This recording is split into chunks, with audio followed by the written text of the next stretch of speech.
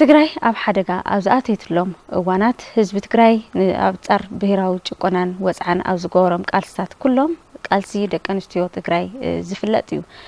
ከምኡ ድማ ደቂ ኣንስትዮ ትግራይ ንዝበጽሕወን ወጽዓ ከምኡ ድማ ጾታዊ ባርነት ንምቅላስ ናይ ባዕለን ዝኾነ ጊደ ዝተወጻወታን ዓወት ድማ ዘምጻን እየን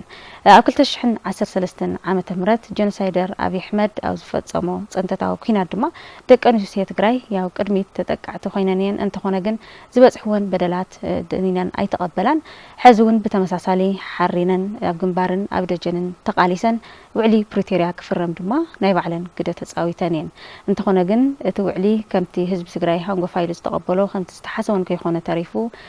ሕዚ እውን ጀኖሳይደር አብይ አሕመድ ኣብ ልዕሊ ህዝቢ ትግራይ ወራር ኣብ ዝፈጸመሉ ኩነታት ኮይንና ኢና ንርከብ ሕዚ ማለት እዩ ክቡራት ተመልከቲ ተከታተልዎ ዘለኹም መደብ ቅናተ ሄዋን እዩ ንሎም ድማ ካብ ውዳበታት ደቂ ኣንስትዮ ዝዓደምናየ ነጋሽ ኣብ ዙርያ ደቂ ኣንስትዮ ቃልስን ብፍላይ ድማ ደቂ ኣንስትዮ ትግራይ ሕዚ እውን ዝሕልፍኦ ዘለዋ በደልን ከምኡ ድማ ጸገማትን ኣመልኪትና ንቐጻሊ እቲ ጀኖሳይደር አብይ አሕመድ ከፊትዎ ዘሎ ጽንተታዊ ኩናት ንምምካት ደቂ ኣንስትዮ ትግራይ ሕዝኻ ከመየን ተወዲበን ክቃለስኦ ዘለዋ ኣብ ዝብል ዛዕባ ንምዝታይ ኣጋሽና ዓዲምና የነለና እስካብ መወዳእታ ምድላውና ሓቢርኩምና ክትጸንሑ ንዓደምና ሰናይ ምክትታል ኳዕዳሕና መጻኽን ጻውዒትና ኣኽቢርክን ናብ ስቱዲዮ መጺኽን ኣለኽን ካብታ ዘለትክን ግዜ ኣመቻችኽን ሓሳብክን ንምግላጽ ደቂ ኣንስትዮ ትግራይ ሕዚ ዘለዎ ኩነታት እንታይ ከም ዝመስል ከምኡ ድማ ደቂ ኣንስትዮ ትግራይ ሕዚ እውን እቲ ዝገብርኦ ዘለዋ ቃልሲ ኣመልኪትና ንምዝታይ ፈቃደኛታት ኮይንክን መጺኽን ኣለኽን ኣዚና ኢና ክነመስግን ናፍቲ ፈላማይ ሕተይ ከኣቲ ከለኹ ደቂ ኣንስትዮ ትግራይ ኣብቶም ሕሉፋት ቃልስታት እውን በደል ክበጽሕን ከሎ ጭቆና ክበጽሕን ከሎ ስኢለን ኣደኒነን ኣይሕልፎን እኳ ደኣስ ምስ ደቀን ምስ ሰውተን ምስ ኩሉ ማሕበረሰብ ህዝቢ ትግራይ ኮይነን ተቃሊሰን ከምኡ ድማ ዓወት እውን ዘምጻ ደቂ ኣንስትዮ እየን ደቂ ኣንስትዮ ትግራይ ኣብ 2013 ኣብ 2014 ንዝገጠመ ጀኖሳይዳዊ ኩናት እውን ደቂ ኣንስትዮ ትግራይ መኪተንኦ እየን እስኻትን ድማ ያው ብመርሕነት እውን በተቃልሲ እውን ናይ ባዕልኽን ግደ ዘለክን ደቂ ኣንስትዮ ይኽን ብሓፈሻ ግን ደቂ ኣንስትዮ ትግራይ ኣብ 2013 ኣብ 2014 ዝነበረን ቃልሲ ከመይ ዝግለጽ ትግራይ ነዚ ናይ ደቂ ኣንስትዮ ናይ ቃልሲ በብምዕራፉ ዘመዝግቦ ቃልሲ ንምስናድ ኢሉውን ንደቂ ኣንስትዮ ዘለዎን ኣበርክቶ ኣብቲ እዋናዊ ኩነታት ተድሂብና ንኽንዝቲ ነዚ መድረኽ ስለ ዘዳለኹም ብሹም ደቂ ኣንስትዮ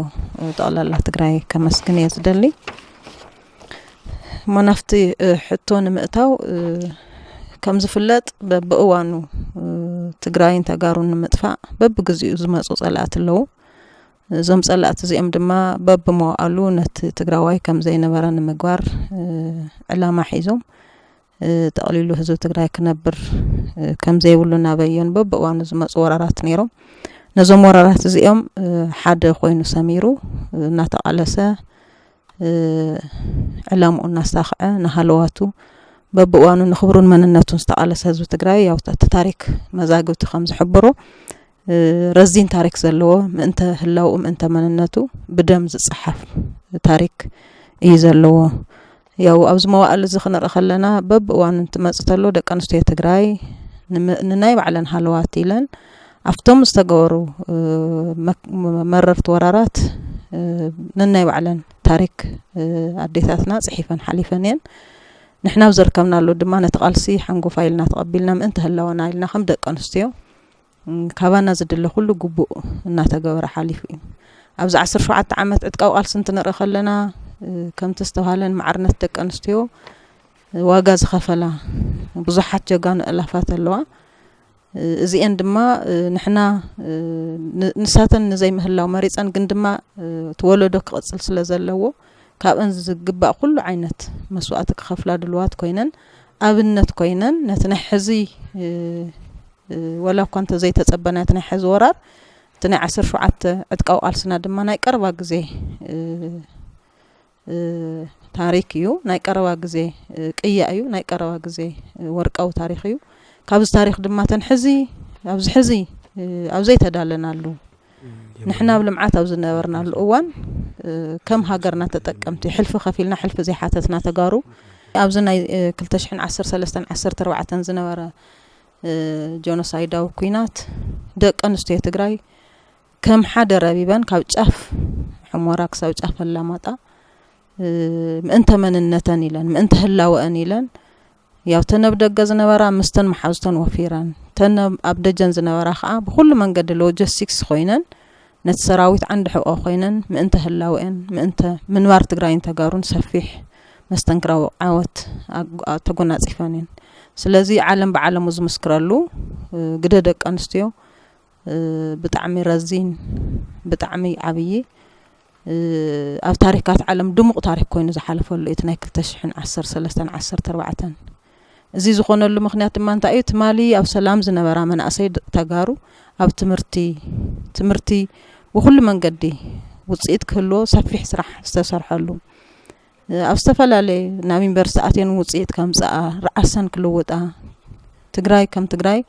ተጠቃሚት ክትኸውን በቲ ልምዓት ምስቲ ካልእ ማሕበረሰብ ሓደ ኮይነን ኣብ ዘይተዳለዋሉ እዋን ግን እዚ ሰፊሕ ጆኖሳይዳዊ ኩናት ኣብ ልዕሊአን ድማ ዕርዩ መሪርን ንኽትገልጾ እውን ዝኸብድ ወዲ ሰብ ክሽከሞ ኢልካ ዘይተሓስቦ ፀገም ተፃዊረን ግን ድማ ምእንተ ህላወአን መስዋዕቲ ከፊለን ብኩሉ መንገዲ ያው ዓወት ተረኪበን እየን እቲ ዝኸፈልናዮ መስዋዕቲ ደቂ ኣንስትዮ ክንመርሕ ክንመሃር ክንመራመር ናይ ባዕለን ግደ ፈጢረን እየን ሕገ መንግስቲ ክምስረት ናይ ባዕለን ግደ ሰሪሐን እየን ሃገር መስሪተን እየን ማዕርነት ብሄር ብሄረሰባት ክምስረት ናይ ባዕለን እጃም ሰሪሐን እየን ኣብ 2013 ኣብ 2014 ደቂ ኣንስትዮ ትግራይ እተን መናእሰይ ኣነ እናሃለኹ ኣደ ትግራይ ኣይትድፈርን ኢለን ናብ ድፋዕ ናብ ግንባር ወፊረን እየን እተን ኣዴታት ትግራይ ከዓ ነቲ ቃልሲ ንምብራኽ ተዋሂሉ ኣብ ደጀን ኮይነን ዓለም ዘመስክሮ ጅግንነት ሰዓራይነት ናይ ባዕለን ድሙቕ ታሪክ እውን ኣካይደን እየን 2013 ከነስታውሶ ከለና ብዙሓት ና ደቂ ኣንስትዮ ሰላማዊ ሰልፊ ንገብር ነይርና ከም ህዝቢ እውን ሰላማዊ ሰልፊ ንገብር ነይርና ብዙሓት ፃውዒታትና ሰላም እውን ይግበሩ ነይሮም ግን እዚ ኩሉ ልጎኒ ብምግዳፍ ያው ተጋሩን ህዝቢ ትግራይን ለጋጠመና ፅንተት ኣዋጅ ልኩሉ ርዱ እዩ ስለዚ ኣብቲ ሰዓት እሱ ብስነ ልቦና አልተዘጋጀየ ማሕበረሰብ እውን ስለለይ ነበረ ምክንያቱ ሓደ ናተይ ትልዮ ወይ ዓደይ ትልዮ ወይ መራሕየ ትልዮ ኣካልስ ኣብ ርእስትና ዋዕሉ ማሕበረሰብ ሃምዚ ዓይነት ጭካነታት ክፍጽም ይኽእል እዩ ኢልካ ስለለይ ተሓስብ ማለት ኩነታት ከምኡ ክኾን ይኽእል እዩ ይኽእል ኢለ ይኾነስ ብህንድኡ ለኣክል ና ስነ ልቦና ምድላው እውን ስለለይ ነበረ ትነበረ ግፍዕታት እውን ብጣዕሚ ጭካነ ዝተመልኦ ስለነበረ ያው ህዝቢ ትግራይ ላብ ሕራነ ተቀይሩ እዩ ካብ ጫፍ ሕማራ ሽካዕ ጫፍ ራያ ምንቅናቅል ተገበረሉ ላፍቲ ቃልሲ ክወፍር እውን ተገበረሉ ብተግባሮም እዩ ምክንያቱ ኣዴታት ትግራይ ኣብ ገንበር ውላደን ክድፈራ ኣብ ገንበር ማሕበረሰብ ክድፈራ ደፊርካ ባዕድ ነገራት ለማህፀን ብምእታው ምድፋር ጥራሕ ይኾነ ምድፋር خلي اسم ስለለይ ሁሉ ልቀጻላይ ዘርኢ ከይትከኣ ወለዶ ከይትከኣ ኣብ ለሎ ኦጠጠው ክብላ ተሐሳብል ተገበረ ና ጽንተት ታይስሙ ይነሩ እሱ ጥራሕ ለይኾነስ ደቀና ረእያ ይቅተሉ ነይሮም መخعብለይ ዋዕሉ ወብለይ ይፈልጥዎ ሃይማኖት ከይፈለ ዕድመ ከይፈለ ካብ ንሽተን ህፃን ቆልዓ 3 ዓመት ጀሚሩ ሽካዕቲ ዓብይ ሽማግለ ሞኖኮሲ ልተደፈርሉ ተቀተሉሉ ሰዓት ይነሩ ስለዚ لبعالخ تيف وتخيل وعالخ وحس كتجبر كتقالس جدني تنبر قفعي بالتعمي مزجنني سؤال خا تزارو تستوسك اللي خالص أمره خال ربش بقى أو فتبوتاسو كفتبوتاسو ونسللي وصانا حزون مغنيات تنهم أتساقين دك أن لسانا بعلن تدفرة أديتات حزون كافت سقايس للي وصا مالتي مغنياتو لما ربوت لي تملسه فحفح له ولا محاور سبله قالي السودان قالي اوزي تبتاتينو يللو سلازي بدحري اون واطفي اني رايه تغاغي يلك لكو چلي ግን አውርስ ጌጋ يوسخ ስለነበረ ተይፎ ተኻይ ድሕንነትካ ሃለዋትካ ይልምባል ላብ ቃልሲ ተወፂኻ ስለዚ ደቂ ኣንስትዮ ትግራይ እውን ስየን ገይረን ናይ 2013 14 ዝነበረ ኩናት ያው ጆኖሳይዳዊ ኩናት እዩ ነይሩ ናይ ጽንተት ህዝቢ ትግራይ ዝተኣወጀሉ ኩናት እዩ ነይሩ ማለት ብዙሓት ኩናታት ዓለም ይካየዱ እዮም ግን ከም ናይ ትግራይ ዝበለ ኩናት በተለይ ከም ድማ ኣምሪሩ ድማ ኣብ ደቂ ኣንስትዮ ዝተፈጸመ ግፍዒ ማለት እዩ ካብ ጫፍ ኣላማጣስ ካብ ጫፍ ሑመራ ብፍላይ ክጅመር ተሎ በተናይ ደቂ ኣንስትዮ ምስኳን በተናይ ደቂ ኣንስትዮ ብዙሕ ግፍዕታት ብምፍጻም እዩ ኩናት ተጀሚሩ እዚ ክብል ከለኹ ዋላት ናይ ኩናት እውን ኩናት ክካየድ ከሎ ተዋጋኣይ ምስ ተዋጋኣይ ኩናት ኣሎ ግን ትዋና ፐርፖዙ ህዝቢ ትግራይ ካብ መሬት ገጽ ንምጥፋእ ስለ ዝነበረ ተጀማምሮኦም እውን ብደቂ ኣንስትዮ ምስኳን እዩ ተጀሚሩ ማለት እዩ ብደቂ ኣንስትዮ ምድፋር ብደቂ ኣንስትዮ ምቕታል ህፃውንቲ ብምቕታል ስለ ዝነበረ ተጀማምራ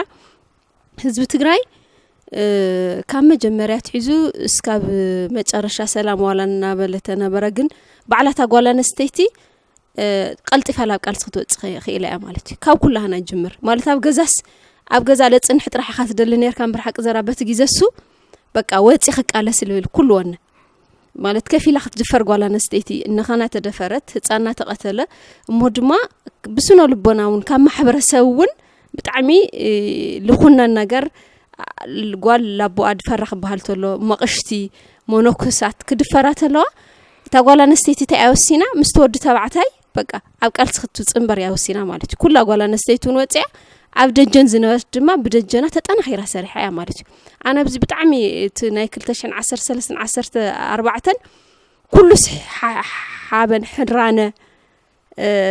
ውላድ እውን ላብ ግንባር ኪድ ልመዋለስ በቃ ኩሉ ቅርብ እዩ ነይሩ ማለት እዩ ንምንታይ ኣንሕና ክንነብር ኣብ ገጸ መሬት ስለ ዘይደለየት ጸላኢ ክንነብር ተደሊና አንቃለስ ኣለና ማለት እዩ እዚ ንምግባር ኩሉ ሰብ ተቃሊሱ እዩ ኩሉ ሰብ ሓቦ ነይርዎ በቃ ሰብ ላብ ቃልስና ወፈረ ሸሊሙ ዓጢቁ ከምቲ ኩሉ ግዜ ዝግበር ይሰድ ነይሩ ኩላ ጓል ኣንስተይቲ ድማ ሓረውታ ነይሩ ክትቃለስ ማለት እዩ ዋላ ቆልዑት ሓዲጋ ኣብ ገዛ እውን ለጽንሕልካ ተጸኒሕካ ኣብ ገዛስ ክትቃለስ ኢኻ ትደሊ ማለት እዩ ተልዓል ትውድብ ተውፍር እና ኣነ ካብ ጫፍ ላብ ጫፍ ልልዓል ሓቦ ነይርና ልልዓል ቃልሲ ነይርና በቲ ደረጃስ እውን ተቃልሲ ዓዊትና ይና ኢለ ይልሓስብ ማለት እዩ ህዝቢ ትግራይ ተደጋጋሚ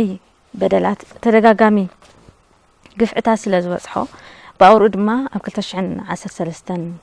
ዝተኣወጀ ኩናት ድማ ጽንተታዊ ኩናት እዩ ነይሩ ኮነ ኢሉ ህዝቢ ትግራይ ብኩሉ ኣንፈት ከቢቡ እዩ ጨፍሊቕዎ ያው ብዙሕ ዓይነት በደል በጽሒ እዩ ህዝቢ ግን ህዝቢ ትግራይ ስለዝኾነ እዩ መኪትዎ ተን ደቂ ኣንስትዮ ድማ ደቂ ኣንስትዮ ትግራይ ስለዝኾነ እየን ኩሉ ነገር ተጻዊረን ተቃሊሰን ውዕሊ ፕሪቶሪያ ድማ ክፍረም ምክንያት ኮይኑ ውዕሊ ፕሪቶሪያ ህዝቢ ትግራይ ከመይ እዩ ተጸቢይዎ ነይሩ ደቂ ኣንስትዮ ከመይ እየን ተጸቢየን ነይረን ብፍላይ ሕዚ ብጣዕሚ ብዝሕዝን ኩነታት ሕዚ ኩናት ተኸፊትዎ ኣሎ ህዝቢ ትግራይ ምክንያቱ ዘይወድኦ ዘይፈጸሞ ጽንተት ስለ ዘሎ ኣገዛዛ ኣብይ ኣሕመድ ሕዚ ደጊሙ ናብ ሙሉእ ኩናት ቀይርዎ ኣሎ ህዝቢ ትግራይ ተስፋ ገይሩ ዝነበረ ኩሉ ነገር ብውዕሊ ፕሪቶሪያን በቲ ዘተ ፖለቲካን ክፍታሕ ተስፋ ገይሩሉ ዝነበረ ተሪፉ ዳግም ናብ ኩናት እትይዎ ኣሎሞ ኣብ ከምዚ ኩነታት ኮይና እውን ስለዝኾንና ነዋግዕ ዘለና ካብቲ ውዕሊ ፕሪቶሪያ ከመይ ተጸቢይዎ ነይሩ ህዝቢ ትግራይ ከመይ ከብትዕግስቲ ክሻብ ሕዚ ሓለፈ ነይሩ ውዕሊ ፕሪቶሪያ ክፍረም ተሎ ናብ ዓለማት ነይሩን ጎዮም ግዛዕታዊ ሓድነት ክምለስ ተፈናቀልቲ ክምለሱ ሕጋዊ መንግስትና ክምለሰና ሕጋዊ ሰውነት ውድብ ሕወሓት ክምለስ ካልኦት ነይሮም ዓለማዎም ማለት እዩ ግን ከዓዚ ግዜ ምፍራሙ ውዕሊ ፕሪቶሪያ ምፍራሙ ንህዝቢ ትግራይ ለይኮነ ስለ ጸላኢ ግን ደቂሙ ኢለ ወስዳነ ማለት እዩ ጸላኢ ሓይሎ ጣናኽረሉ ልጎደልዎ ነገራት ንከምልአሉ ግዜ ህዩ ክጥቀመሉ ኢሉ እዩ ተንድርድር ብፍላይ ሓደ ሰላምን ድሕንነትን ህዝቢ ትግራይ ንምርግጋጽ ነይሩ ካልኣይ ድማ ብፍላይ ወሰን ግዛዕታዊ ሓድነትና እውን ክምለስ ካው ጸጥታን ሰላምን ህዝቢ ትግራይ ክውሕስ ክኸውን ለዓኖ ዳግመ ህንጸት ትግራይ ድማ ላብ ዳግመ ህንጸት ከኣቲ ኣጠቃላሊ እቲ ናይ ህዝቢ ዘሎ ውሕስና እውን ክረጋገጽ ኣብ ዝነበሩ ጸላእቲ እውን ኩሎም ክወጽእ ዝብል ውዕሊ ፕሪቶሪያ ተፈሪሙ እዩ ውዕሊ ፕሪቶሪያ ክፍረም ተሎ ብፍላይ ድማ ኣብቲ ውዕሊ ፕሪቶሪያ ዘይነበረ መንግስቲ ትግራይ ይፍረስ ዝብል እውን ምእንቲ ሰላም ክብል ያው ግዛዕታዊ ሓድነትና ኣረኪብና ምእንቲ ሰላም ክንብል ውዕሊ ፕሪቶሪያ ጊዜያዊ መንግስቲ ዝበሃል ጣይሽና ኢና ማለት እዩ ጊዜያዊ መንግስቲ ምጥያሽ ሕዚ ህዝቢ ትግራይ ካብ ዘሎ ናይ ሰላም ኩትር ባህ ግንባር ኣብ ውዕል ፕሪቶሪያ እውን ኣይነበረን በዚ መሰረት ዋላ ብወገን ትግራይ ብዙሓት ነገራት ዝተፈጸሙ እንተነበሩ ናይ ከበርት ብረት ዕጥቂ ምርጋፍ ዝብል ብወገን ትግራይ ተፈጺሙ ብወገን ጸላኢ እስካብ ሕዚ ብጀካ ልተወሰና ናይ መሰረተ ልምዓት ምልቃቅ እንተ ዘይከይኑ ምንም ነገር ኣይተፈጸመ ማለት እዩ ንሱ ዘይተወደአ ፕሮጀክቱ ብፍላይ ብጊዜያዊ ምሕዳር ዝበሃል ኣብ ትግራይ ብምጥያሽ ናይ ጽንተት መቀጸልታ ብኹናት ዘይኣጽነተና ብኹናት ዘይተወደአ ፕሮጀክቱ ናይ መቀጸልታ ኣገይርዎ ብፍላይ ናይ ጊዜያዊ ምሕዳር ዝበሃል መንግስቲ ከም ህዝባዊ ወያነ ሓርነት ትግራይ ድማ ውዕሊ ተደራዳራይ መንግስቲ ፌደራልን ሕወሓትን ነይሩ ነቲ ተደራዳሪ ኣካል እውን ኣይፈልጠካን ይልዎ ማለት እዩ እዚ ዝመጸን ምንታይ እዩ ጊዜያዊ መንግስቲ ዝበሃል ንትግራይ ኣቐሚጡ መቀጸልታ ፕሮጀክት ግን ነቲ ናይ ህዝቢ ትግራይ ጽንተት ግን ቀጺሉሉ እዩ ብፍላይ ኣብ መንጎና ዝተፈላልየ ናይ ሓድነት ጸገማ ኣመራርሓ ብምፍጣር ሓደ ካልኣይ ብህዝቢ ካውያውነት ብኻውያውነት ብምክፍፋል ብዙሕ ነገር ተሰሪሑ ማለት ሰራዊት ትግራይ ንምፍራስ እውን ብዙሕ ስራሕ ሰሪሑ ማለት እዩ ከም ትግራይ ስርዓት ኣልባ ክንኮን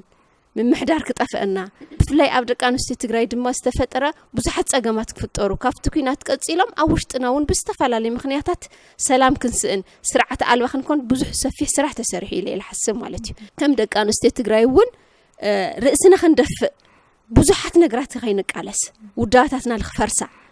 ብስም ጊዜያዊ ምሕዳር ማለት እዩ ውዳታትና ከይነጣናኽር ስርዓት ከይህልወና ስርዓት ዘለዎ ዓዲ ከይኾን ብዙሕ ስራሕ ብዙሕ ነዊሕ ስራሕ ሰሪሕ እዩ تا قصر حدا تقيح مسمار التهالة بحق منجستي جزءاتها حدنتنا من رجعات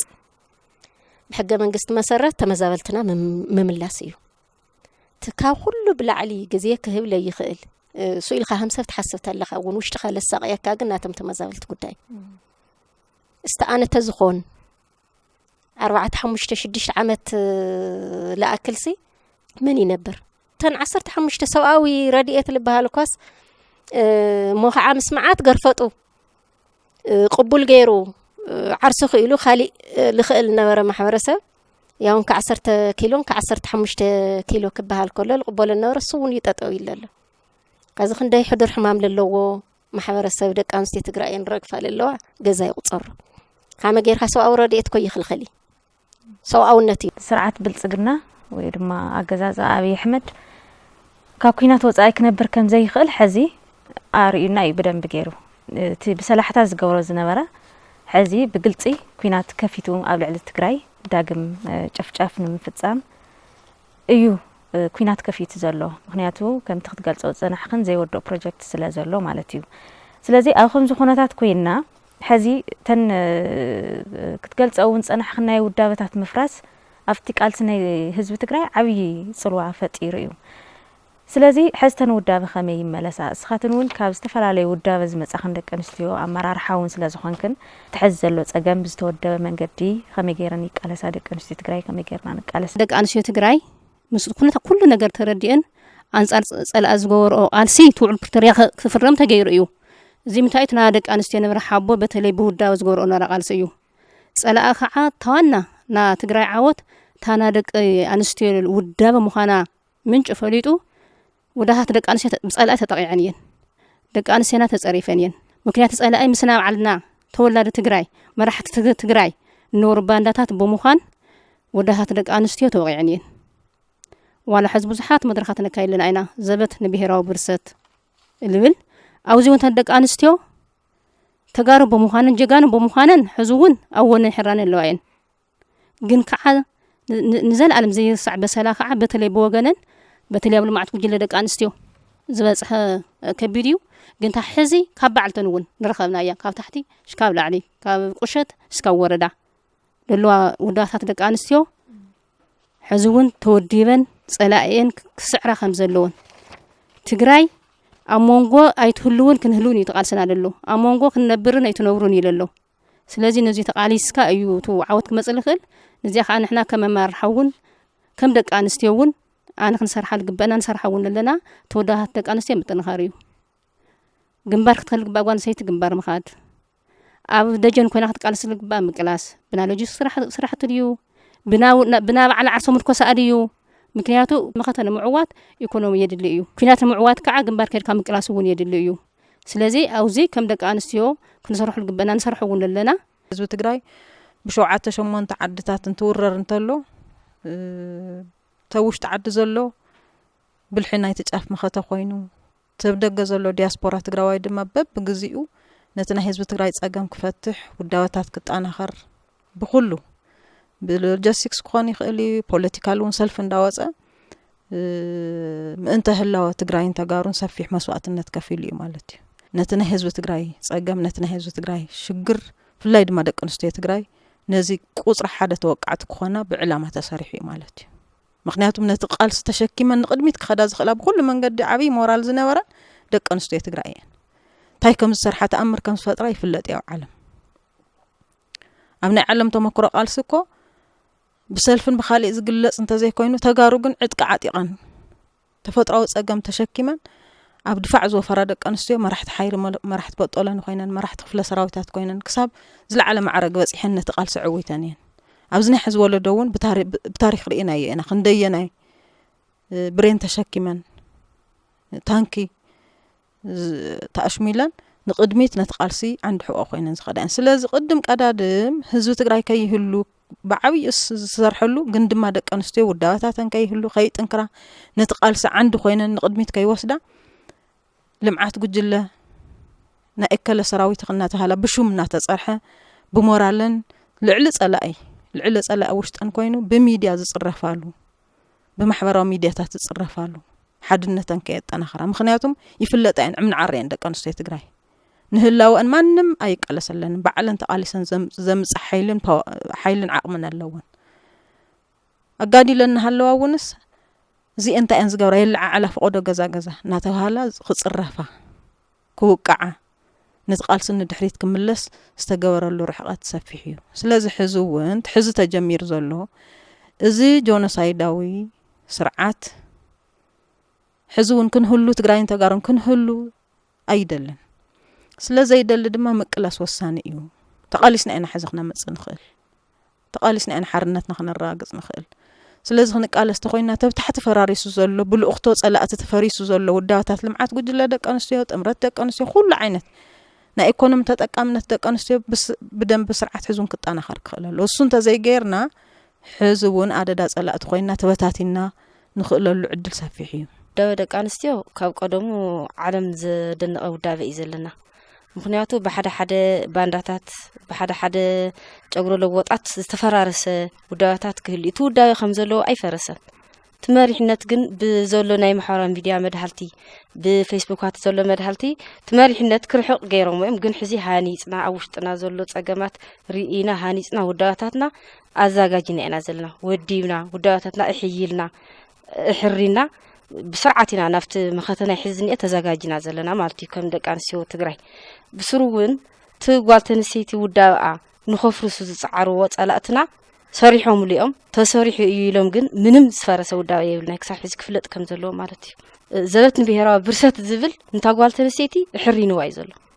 ሓሪና ናፍቲ ዝነበረ ናይ 2013 14 ዝነበረ ውዳብኣ ተመሊሳ ሪኣ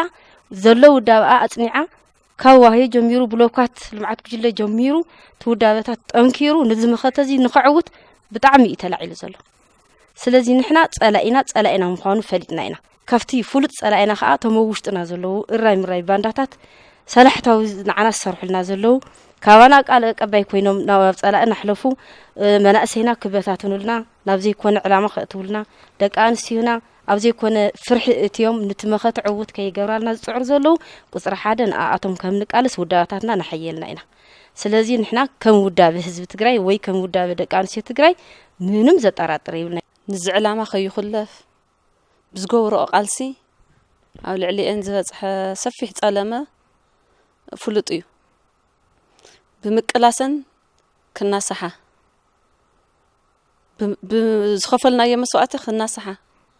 ብዝተፈላለየ መንገዲ ነዘን ኣዴታት እዚአን ርእሰን ከድንና ትቃልሲ ንቅድሚት ከይኸይድ ህዝቢ ትኩረት ገይሩ ዝሰርሐሉ ሎ እቲ ጸላኢ ህዝቢ ትግራይ ኣብ ልዕሊ ደቂ ኣንስትዮ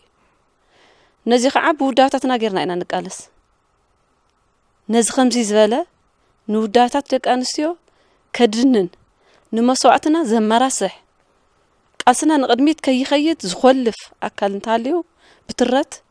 ይቃለስ ኣለዋ እየን ልዕሊ መስዋዕት ደቀን ክኾነ ይኽእልን እዚ ልዕሊ ህልውና ህዝቢ ትግራይ ክኾነ ይኽእል እዚ ልዕሊ መስዋዕቲ ደቀን ክኸውን ይኽእል እዚ ስለዚ ነቲ ኩነታት ብዝግባእ ተረዲአን ነቲ ኩነታት ብዝግባእ ኣንቢበን ብዝወሃበን ኣንፈት ንቅድሚት ንኽምርሻ ዝገብርኦ ዘለዋ ቃልሲ ኸዚ ብጣዕሚ ሰፊሕ እዩ መሪሕትኹን ውልቀ ጓል ኣንስተይቲ ነቲ ጠቕላላ ሓፋሽ ክተናቐነቕ ክትክእል ኣለዋ ክንውደብ ክንክእል እኒአና ኣብ ብደረጃና ንትኸዚ ዝጠልዎ ቃልሲ ኮይና ክንርከብ ክንክእል እኒአና ሎሚ እውን ከም ትማሊ ውዳባታትና ሒዝና ደቂ ኣንስትዮና ሒዝና ኩሉ በብውዳብኡ ተወዲቡ ነዚ ስርዓት እዚ ካብ ምቕባር ካሊእ መማረፂ ስለለየለ ከም ኣመራርሓ ውዳባታት ደቂ ኣንስትዮ እውን ኣብዚ ተጣሚርና ንሰርሕ ኣለና ኢና እዚ መድረኽ እዚ እውን ክሳብ ታሕቲ ወሪዱ እውን ተን ደቂ ኣንስትዮ ብፍሉይ ክለዓዓላ ክኽእል ኣለወን ጓል ኣንስተይቲ ተኣሚና ተወሲና ዓወቶ ቅድሚያ እዩ ትግራይ ገጢምዎ ዘሎ መኸተ ወይ ድማ ገጢምዎ ዘሎ ፀላኢ እቲ ንፈልጦ ፀላኢ ጥራሕ እውን ኣይኮነን ህዝቢ ትግራይ ገጢምዎ ዘሎ ቅድሚ ሕዚ እውን ዝኣምኖም ዝነበረ መራሕተይ ዝብሎም ዝነበረ ከይተረፈ ተጠሊሙ ሕዚ እሳቶም መራሕቲ ትኩናት ከምቲ ኣብ ኣዲስ ኣበባ ዝነበረ ሰልፊ ተርኢናዮ ስርዓት ብልጽግና ሰራዊት ከእቲ መምርሒ ሂቦም እዮም ብሰልፊ ደጊፎም እዮም እሱ ጥራሕ እውን ኣይኮነን ሕዚ ህዝቢ ትግራይ ኣብ ዝፀንተሉ ዘሎ ኣብ ዝውቅዐሉ ዘሎ ኩነታት ኮይኖም እውን ዜና ዓወት ጽሕፉ ዘለዉ እውን እሳቶም እዮም ስለዚ ንዝኻ ደቂ ኣንስትዮ ከመይን ክምክትኦ ከመይን ክቃለስኦ ዘለዋ ኣብዚ ደረጃ እዚ ክንህሊ ነርና ኢለ ሓስብን ብዝሐሸ ደረጃ ናይ ምድርድራር ዓቕብና ሓፍ ኣቢልና ግዝኣታዊ ሓድነትና ኣመሊስና ተመዛበልትና ኣመሊስና ናብ ዝሐሸ ደረጃ ክንከይድ ኢና ልብል ሓሳብ እዩ ነርና ግን ፀላኢ ብልፈጥሮይ ኣብ ብመድረኹ ዝፍጠሩ ባንዳታት ኣብ ትግራይ ብፍላይ ማለት እዩ ዕስዋት ብስልጣን ብዝተፈላለዩ ምክንያታት ኩሉ ግዜ ፀላኢ ኣብ ኢትዮጵያ ክነብር ተሎ ኣብ ትግራይ ብናይ ውሽጥና ሽርሒ እዩ ለፍርሰና ኣሎ ማለት እዩ እቲ ናይ ውሽጥና ሽርሒ እውን ናቱ ተቐበልቲ ወይ ከዓ ናቱ ኸደምቲ ተጋርነዩ ኣነ ሓደ ግዜ ክትሓስቦ እውን ክተሰንስኖ እውን ንእሽተይ ለፀግመልካ ንትግራይ መሪሖም ኣቃሊሶም ኣጋዲሎም ኣሰዊኦም ኣብ ግንባር ከይኖም ሕዚ ተመሊሶም ለህዝቢ ትግራይ እዚ ክፈድይዎ ተለዉ ሓደ ግዜ ትራደጂ እውን ዝኾነካ ማለት እዩ ሓደ ግዜ ክዛረቡ ተለዉ ካብኣቶም እውን ይወፅእ ኣሎ ምሳና ድዮም ናመርሕና ነይሮም ምሳና ድዮም ናተጋደሉ ነይሮም ኢልካ ትሓስብ ብጣዕሚ የሰክፈካ እዩ ምስ መኒና ነርካ እውን ትብል ኢኻ ሕዚ እውን ፕሮጀክቶም ይቕፅሉ ኣለዉ ማለት እዩ ማለት ሕዚ ንትግራይ ንዓእተ ሰራዊት እቲ ልውለው ተጋርዮም ኢትዮጵያስ ተመሊስካ ውረር ልውሎ ላብ ትግራይ እተው ዝብሎ ያው ኣመራርሓ ዝነበሩ ተጋርዮም ማለት እዩ ሕዚ እውን ዞም ሰባት እዚኦም ብዙሕ ሽርሒ ሰሪሖም እዮም ኣብ ትግራይ ሕዚ እውን ግን ዝሽርሒ እዚ ከም ተጋሩ ከም ውዳባታት ደቂ ኣንስትዮ ብደንቢ ኢና ነቂሕና ክንቃለሶ ዘለና ማለት እዩ ሕዚ እውን ናጋንኮ ኣይኖይ ከም መንግስቲ ፌደራል ንሳቶም ኣበይ ይህሉ ክንሪኦ ኢና ማለት እዩ ጽባሕ ንኮስ ክቕጽሉ ድዮም ከመይ ክኾኑ እዮም ክንሪኦ ኢና ናታቶም ዕጻፋንታታ ይኾን ልብል ማለት እዩ ግን ከም ተጋሩ ሕዚ እውን ሓድነትና ኣጣናኺርና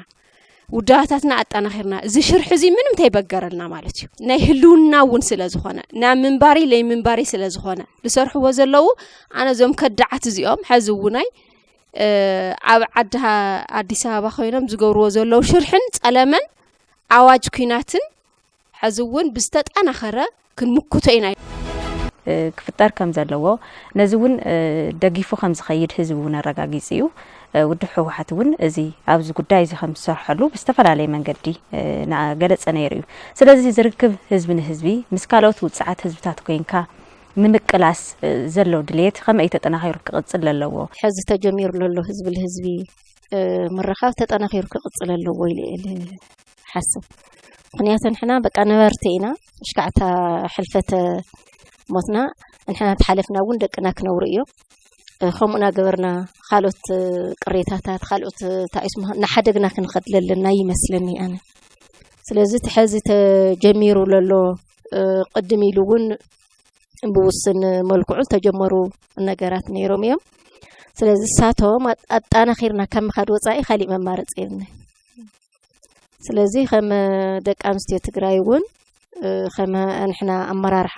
ና ደቂ ኣንስትዮ እውን ትንመርሖ ወይ ንመርሓ ጓል ተንሽተይቲ ሰላም ክትረክብ ተኮይና ምስ ኩሎም ህዝቢ ለህዝቢ ሰላም ክንገብር ኣለና ሰላም ክንነብር ተኮይና ግን ሰላም ለስአነና ሓይሊ ንሓባር ጸላኢ ብሓባር መምካት ከዓ ግዴታና እዩ ማለት እዩ ስለዚ ህዝቢ ለህዝቢ ተጀሚሩ ለሎ ምስ መንግስትና ይውድብና ናተማያየጥና ናተራዳዳና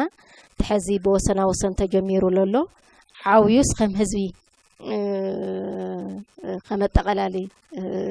ትግራይ ማእከል ገበረ ምስተንጎራው ተዓድና ሰላም ምግባር ናባዓልና ተራ ክንጻወተለና ስለዚ ያው ሰላም ካብ ደቂ ኣንስትዮ ብላዕሊ ከም ካብ ህዝቢ ትግራይ ብላዕሊ ለሎ ዋጋ ወይ ከዓ ለስተማቆሮ خالي ኣካለሎ ይለስለለይ ኣመን ምሕዝነታ መፍጣር እንዲያም ቅድሚ ሕዚ ፓራዶክስ ልኾን ሓሳባት ሰምዒኺ ቅድሚ ሕዚ ታይ በቃ ምስ ኩሉ ዲና ክንበኣስ ንምንታይና ፈተውት ለይነ ጥርን ብል ነርና ለለ ሕዚ ፈታው ምስ መፀውን ምስ خلص ከመይ ጌርካ ምስ خلص ከመይ ጌርካ ልብሉ ተሓሳስባታት እውን ይመፁ እዮም ስለዚ ለዚኦም እውን ሚዛኖ መትሒዝና ካፍት ለህዝብ ርክብ ለሎ ረብሓው ነረዲና ከም ደቂ ኣንስትዮ ዙርያ ዚ ዓሲልና ተሰላምና ኣሞሓስና ዓልና ተራ ከም ጻወተለና ልብል ሓሳብ ኢለና ምሕዝነት ርክብ ህዝቢ ከም መንግስት ትግራይ ይኹን ከም ውዱና ሕወሓት ኣነ ጽቡቕ ኢለ ወስዶ ማለት እዩ ምክንያቱ ጸላይና ንትግራይ ምጥፋእ ይዓላሙ ህዝቢ ትግራይ ከይጥፋእኻ ሰላም ክነብር ይሉ ኣይሓስቢ ስለዚህ ሰላም ክነብር ህዝብ ትግራይ ምጥፋእ ይዓላሙ እዚ ከጥፍቶ ኮይኑ ከዓ ሓንቶ ይጉን ብዝርዝር ኢናዮ ኢና 2013 14 ሸውዓተ ሸሞንተ ሃገራት ሒዚ ጨፍጭፍና ማለት እዩ ስለዚ ንክጨፍጭፈ ምክንያቱ ቦይኑ ስለለካ ኣለና መሓዝ ፀዊዑ እውን ኣይተሸነፍናሊ ማለት እዩ ስለዚ ሕታዋና ድሌቱ እውን ምስ ኣምሓራ ባይሱ ምስ ኤርትራ ባይሱ ምስ ኦሮሞ ባይሱ ምስ ኩለን ክልላት ትግራይ ክልላት ኢትዮጵያ ይኹን ምስ ካልኦት ሃገራት ባይሱ ናና ንምጥፋእ ይዓላሙ ማለት እዩ ስለዚ ሕዝውን ዋላ ናምሓራ ፎት ይኮነ ይኮ ዛርብሎ ናምሓራቱ ትፎትዮም ነይሩ ብድሮን ይኮ ይድድወምሎ በኸበርት መሰሪያ ይኮ ይጭፍጭፎምሎ ቤት ትምህርት ይኮ ይቃጽሎ ህዝብ ይኮ ይቀትልሎ ስለ ፎት ይኮነ ናምሓራ ፎት ይኮነስ ኣብ መንጎ ትግራይን ኣምሓራይ ነፋለ ፈጢርካ ትግራይን ምጭፍጫፍ እዩ ስለዚ ኣነ ታይሉሎ ቆዋሚ ጸልአ ልበሃል እውን የለን ጸልአ ምቅናስ ፈታ ሙዛሕ ይውን ንና ሓባር ጸልአይ በሓባር ኮን ከም ጥፋኮ ዓውት ይልመጽእ ንና ሓባር ልዕውተካ ነገር ምስራሕ ጽቡቕ እዩ ምክንያቱ ከም ተዓንቶ ይገልጾ ነይረን ኩናት በልዓ ሰብ እዩ ኩናት መድከይ እዩ መጥፍእ እዩ ሰላም ጥዑም እዩ ስለዚ ሰላም ንምምጻእ ንኽትነብር ኣነ ምስ ህዝብን ህዝብ ዝግበር ርክባት እንኳን ምስ ጎራውትኻ ልክኣልቲ ኮይኑ ዓቕሚ ዲፕሎማሲያ ተዕባ ምስ ካልኦት ሃገራት እውን ኣነ ጠቅም ኢለ ልወስድ ማለት እዩ ዝምሕዝነት እዚ ዝርክብ እዚ ዝክኣልቲ ኮይኑ መንግስት ምስ መንግስቲ ይፋው ልኾነ ውዱ ምስ ውዱ ይፋው ዝኾነ ተዝኾነ ነይሩ እውን ዓወትና ከቀላጥፈና ኢለ ልሓስብ ማለት እዩ ኣልያንስ ወይ ከዓ ርክብ ክትፈጥር ተለኻ ካብ ዘሎ ብሄራዊ ረብሓ ኢኻ ትብገስ ወይ ብሄራዊ ጥቕሚ ኢኻ ትብገስ ያው ጸላእትና ማለት ጸላእና እውን ኣብ ዝሓለፈ 2013 ኣልያንስ ወይ ከዓ ርክብ ክፈጥር ተሎ ብመሰረት ረብሑ እዩ ነይሩ ቶም ካልኦት እውን ኣልያንስ ልፈጥሩ ምሳኻ ብመሰረት ረብሖም ወይ ከዓ ብሄራዊ ጥቕሞም እዮም ልውገሱና ምስተን ጎራውቲ ሓደ ጎራውቲ ኢና ካልኣይ እውን ምስተን ዓድታት ርክብ ክትፈጥር ተለኻ ህዚ ዘሎ ርክብ ካብ ዘለና ናይ ሓባር ጸላኢ ልብገስ ኢለ ልሓስብ ማለት እዩ ማለት ናይ ሓባር ጸላኢ ስለ ዘለና ልምጥፋእ ኢለ ኣነ ልብገስ ንምንታይ ኣብ ኢትዮጵያ ዘሎ ጨፍጫፍ ሕዝን ፈልጦ ኢና ኣብ ኣምሓራ ዘሎ ጨፍጫፍ ፈልጦ ኢና ዋላ ኦሮሞ ዋላ ካልኦት ክልላት ዘሎ ጨፍጫፍ ፈልጦ ኢና ዋላ ምስ ኤርትራ ዘሎ ናይ ሙራር ድሌት እውን ፈልጦ ኢና ማለት እዩ ሶ ናይ ሓባር ጸላኢ ስለ ዘለና ለናይ ሓባር ጸላኢ ልምጥፋእ ድማ ያው ትርክብ ትክክል ኢለ ልሓመን ኢለ ልሓስብ ንምንታይ ሲልና ከም ትግራይ ክንወስድ ከለና እውን እስካብ ሕዚ ምጸንሕና ዶ ትኩናት ከ3 ዓመት ዘጽንሕና እውን አብይ አሕመድ ከምዚኦም ዓይነት ርክባት ዘይንጅምር እስካብ ሕዚ መሃልና ዶ ካልእ ሕተ እዩ ማለት እዩ ማለት ብዙሕ ግዜ ለአና ክወርር ስለ ያቀደሉ የለይ ግን ትርክባት እዚ ዝገበርናዮም ኣልያንስቶም ርክባት እውን ንጸላኢ ኣፍሪሕም ወይ ልሓስብ ማለት እዩ ንጸላውን ኣርዒዶም ወውን ይለ ልሓስብ ማለት ከም ዝሓሰብ ኣይኾነሉ ኣብ ለሓለፈ ዝሓሰቦ ያው ምስ ኩሎም ኣብዚኣ ዓጻጽዩ ያው ልጨፍለቐና ሕዚ ከምኡ ኩነታት ተቐይሩ እዩ ብርግጽ ማለት እዩ እዚ እውን ምስተን ዘለዋ ርክባት ዋላ እኳ ናይ ሓባር ጥቕሚ ወይ ናይ ሓባር ብሄራዊ ረብሓ ይሃለወና እቲ ዝዓቢ ለልወስድ ያው ውሽጣዊ ጥንካረኻ ኢሉ ኩሉ ማለት ውሽጣዊ ጥንካረኻ ኢሉ ኩሉ ወሳኒ ኢለ ልሓስብ ኣብ ውሽጢ ናይ ውሽጣዊ ጥንካረኻን ሓድነትካን ሓይልኻን ጉልበትካን ግን ርክብ ወሳኒ ኢለ ልሓስብ ማለት እዩ ንምንታይ ድማ ብፍላይ ከም ኣብ ኢትዮጵያ ዘለና ከምዚ ምስ ጨፍጫፊ ወይ ከዓ ምስ ጆኖሳይደር ኣብይ ኣሕመድ ዓዲ ዘለና መዋጽእና ዝኣልያንስ እዚ ንቐጻለ እውን ክቕጸለሉ ኢለ ልሓስብ ከም መንግስቲ ከም ውድቢ ከም ሓደ መዋጽእ እውን ገይረ ኢለ ልሓስቦ ማለት እዩ ንምንታይ ኣብ ልሓለፈ ብኩሉ ዓጽዩ ብሱዳን ከይንወጽእ ብኤርትራ ያው ሕዱር ጸገም ስለ ዝነበረና እውን ኣይተፈትሐን ነይሩ እሱ መፍትሑ እዚ ትብል ተለኸ ግን ኣብ ናይ ዝሓለፈ ልተወሰደ ልተፈጠረ ናይ ጆኖሳይዳዊ ኩናት ግን ብሕጊ ግን ያው ሕጊ ዝሓዞ ኢለ ልሓስብ ማለት እዩ ንዚ ክንብል ተለና ገለገሊኦም ልጥቀሙላቶም ንሃና በተለይቶም ጸላእትና ልጥቀሙላ ጆኖሳይድ ልፈጸመና ከመይ ጌርና ርክብ ክንፈጥር ይውልኺ ግን እሱ ጆኖሳይድ ተፈጺምና ሕዝብና ኣይክትቕጽል ኣይትኽእልን ንሱ መፍትሒኻ ተቐምጦላ ዓለም ሒዛቶላ ላብ ተሓታትነት ክሰጋገር ክንጽዕር ኣለና ኣብዚ ክሊ ዝኸይና ግን ሕዚ መዋጽኢና ምእላሽ ግን ብጣዕሚ ብጽቡቕ እውን ጽቡቕ የልብሎ ከም ዓወት እውን እየ ዝወስዶ ከም ሓደ ከም ትግራይ መዋጽኢና ኢለ ልወስዶ እዚ ክብል ተለኸ ግን ኩሉ ግዜ ውሽጣዊ ጥንካረኻ ግን ተደላይነትካ ይዕብዩና በዚ ደረጃ እዚየ ልርዶ ተጀሚሩ ዘሎ ናይ ህዝብን ህዝቢ ርክብ ከመይ እዩ ዝረአ እንታይ ረብሓኸ ንህዝቢ ትግራይ ይህልዎ ዝብልቲ ተለዓለ ወሳንነቱ ኢለ እየ ዝሓስብ ከም ዝፍለጥ ህዝቢ ትግራይ ኣብዚ ናይ ዝሓለፈ ጆኖሳይዳዊ ኩናት ንሶም ነዛ ክንዲ ግንባር ጤል ትኸውን መውሕድ ሰብ ዘለዋ ህዝቢ ታሪካዊ ህዝቢ ንኸጥፍኡ 8-9 ዘራያት ሒዞም መጽኦም ዓለም ናርአየቶም ከይሓፈሩ ከይተሰከፉ ሓደ እና ኢሎም ንሓደ ብሄር ከጥፉ እዮም ተሰሊፎም ግን ብዙሓት ማለት እዩ ስለዚ ሎሚ ንሕና ንኽንህሉ ንሕና ንኽንቅጽል ቶም ትማሊ ምስኦም ተሰሊፎም ዝነበሩ ኣካላት ክኾኑ ይኽእሉ ካልኦት ናይ ወፃእ ኣካላት ክኾኑ ይኽእሉ ዓቕምና ዝፈቐዶ ኩሉ ፈታዊ ምብዛሕ ትማሊ ንሳቶም ጽቡቕ ኢሎም ይሓስብዎ ማለት ነቲ ሕማቕ ተግባሮም ነቲ ውሕድ ሰብ ነቲ ውሕድ ትግራዋይ ከጥፍኡ ኣላፍ ዘራሕ ሒዞም መጽኦም ነውሪ ዘይኮነ ትዝሕዝነካ ሕዚ ትማሊ ዘራይ ስኢኑ ባዕሉ ብዝፈጠሮ ዓቕምን ሓይልን ህላው ኣረጋጊጽ ወላው ክባይ ሃሉ ወላው ዕጽዋይ ሃሉ ሃልዋቶ ኣረጋጊጹ ንዘሎ ህዝቢ ሕዚ መሓዛ እንተደለይ ነውሪ ኣይኮነን ስለዚ ቲ ሓደ ክመዓራረ ዘለዎ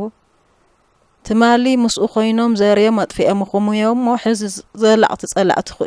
ጸላእትኹም እዮም ምስኦም ሕዝነት ኣየድልየኩምን ዝብል በየናይ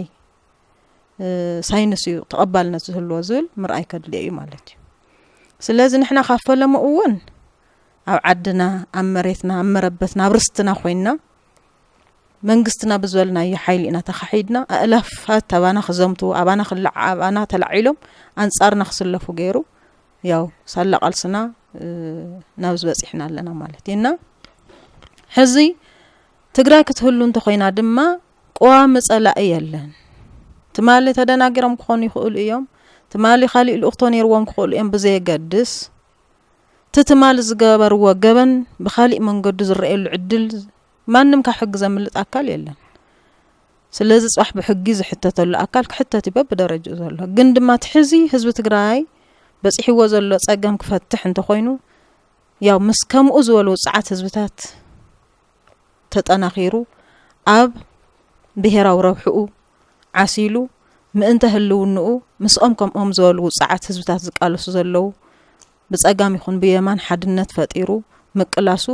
ነውሪ ይከውንን ማለት ብየማን ይኹን ብጸጋም ንዝመጽእ ሓይሊ ክንምክተሉ ንኽእል መማረጽ ስለ ዝኾነ ነዚ እውን ከም ውጽዓት ተጋሩ ተቐቢልና ንቅድሚት ክንወስድ ንኽእል ዓቕሚ ምፍጣር የድሊ ስለ ዝኾነ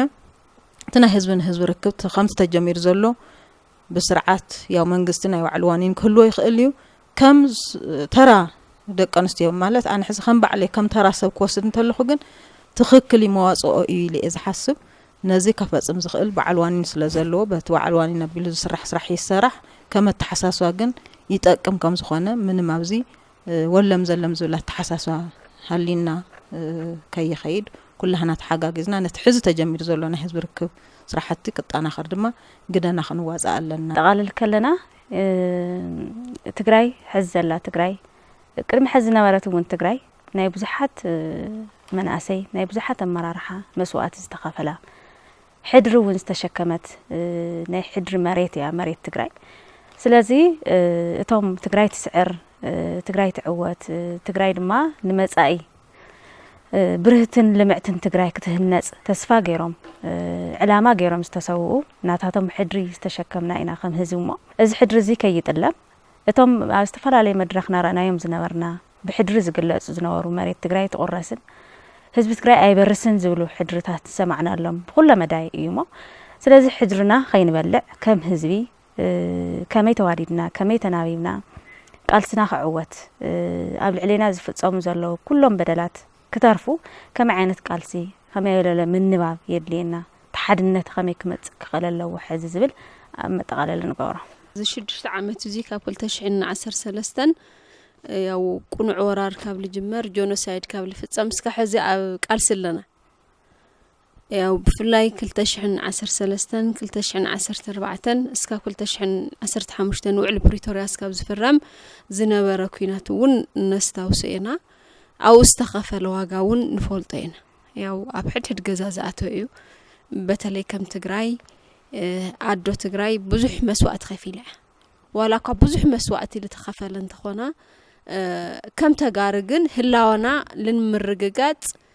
تأنكر ناس تقالسنا له ولا سراويتنا ون بتدرج جسو بتعمي على عالمون ولا توادى دراي لخونا سراويت كم زلنا للرجاجتنا له حدنتنا ون بتدرجسو كم منعرة بفلاي بدياسبورا بوش تعد خيننا ون سفيك قالس استخايد اللي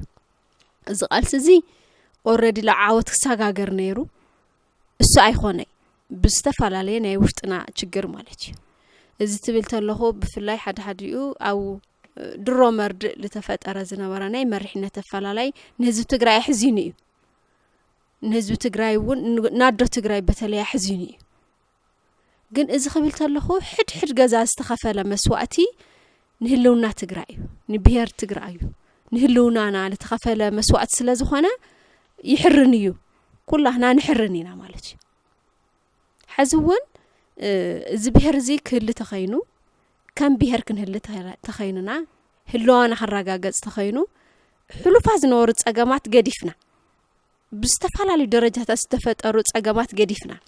نقصال سلا نوريو مالتي هلاوانا سلا لقدمنا نسو قديفنا حزي لهلاوانا خنقال سلنا الى الحسب تناي حلف قالسي كم زول خوينو حزون زي سرعت بالصقنا وي كعز جونوسايد حيل زي كنبر لخنبر تهز جمير زول زابتني بهراو برسات لبل مريت حدري ايت قراسن صدر زبل عمر تختيلنا كلاتنا هنقال سلنا إلى الحسب مالت نايتهم سماعتاتنا حدري عم ترشخنا وصحلنا إلى الحسب مالتي كلاتنا دقيسنا هنحسب تلناس بقى تلتسوقت تجراي لتسوقت مالت عو جنبار طرح يخون يتسوي كاب جزا حمشته كاب جزا شدشته لصونت اللويا بمدفع انت لتدفرت تحزون عبسقون زلالا عب كندا زلالا مالتي مالت بتعم بزح بتقرا قفع تفصمي بخي خوالا حد يس ليوص لنا عدتاتلا نزي ان كدبس خلالون نزي ان سرعات كسفن خلالو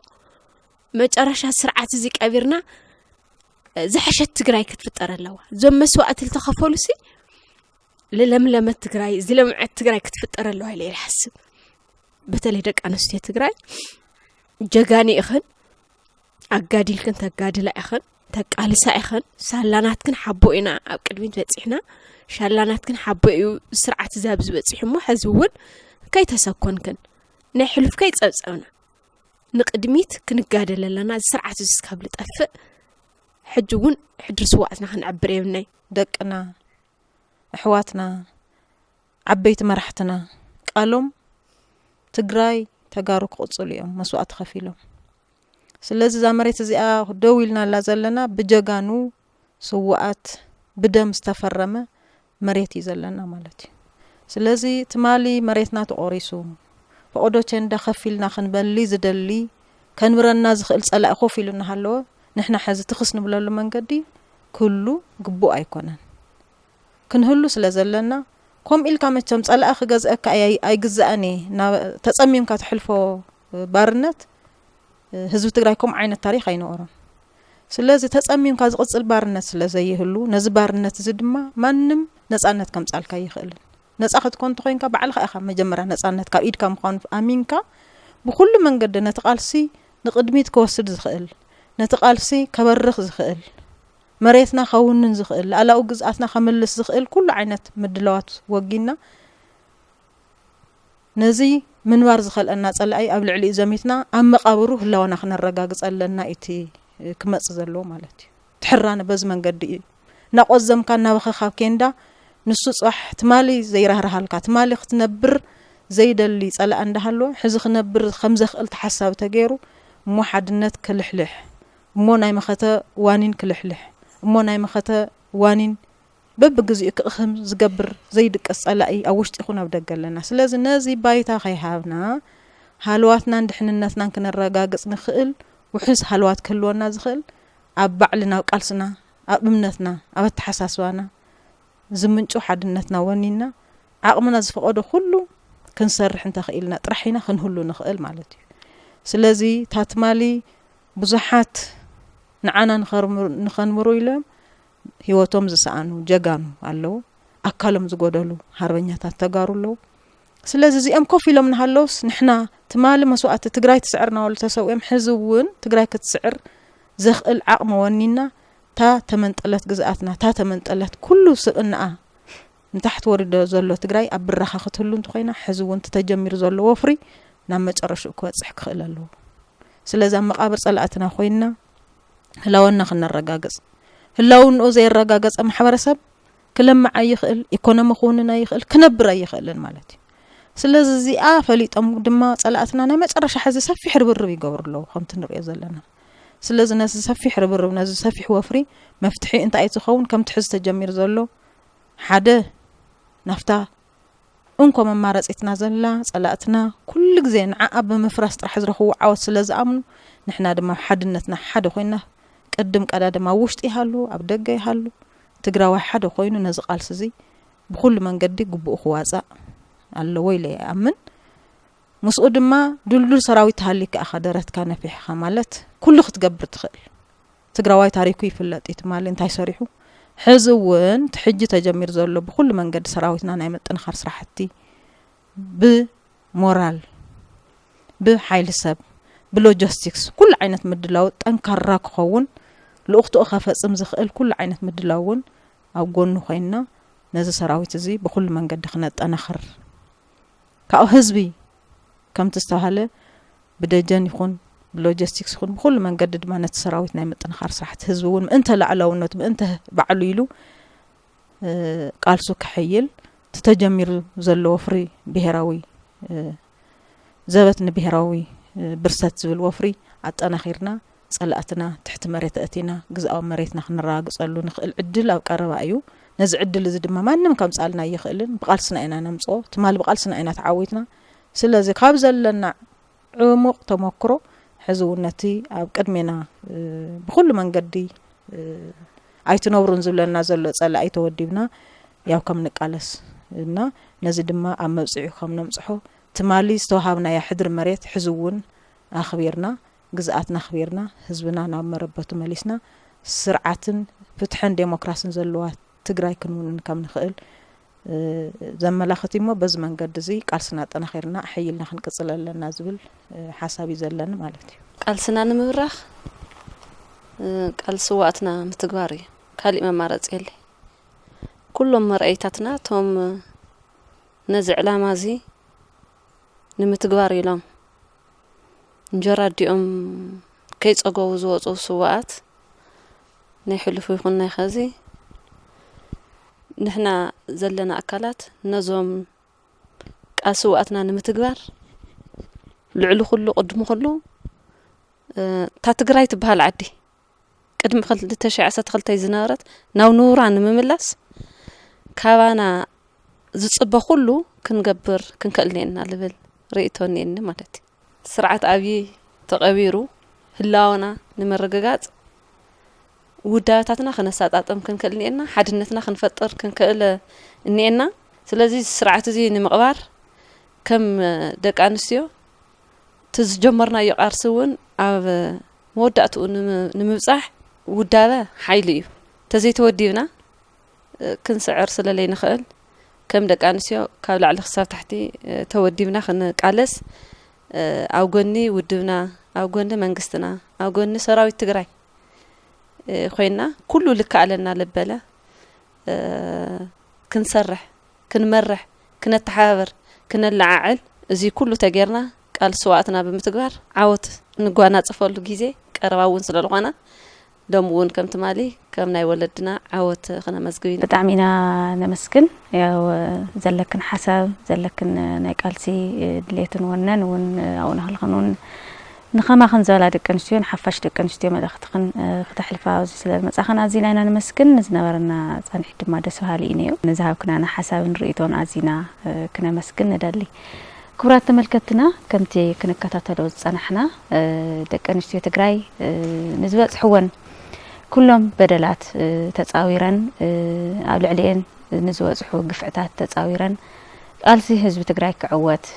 بعوت كزازم ناي بعدن مسوات زخاف لاين حزون نتي زفصم زلو ورار نممكات ناي دق انستيو قالسي وساناي تارالو ودابታት بزتطناخره منገዲ حزون قالسي حزب تግራይ نخعوت ناي بعلن قد خصاوتان بزقاطمون ملختن ونحلفالنا صنيحن كاب ودابታት دق انستيو زمصا اغايشنا نلو معنتي زنبرنا مدلاو نزي زمسل ኣብ ዝቅጽል بتمساسال ساعات بخالي مدلاو كسان راخب سلام قنيو حزون حزب تግራይ يعوت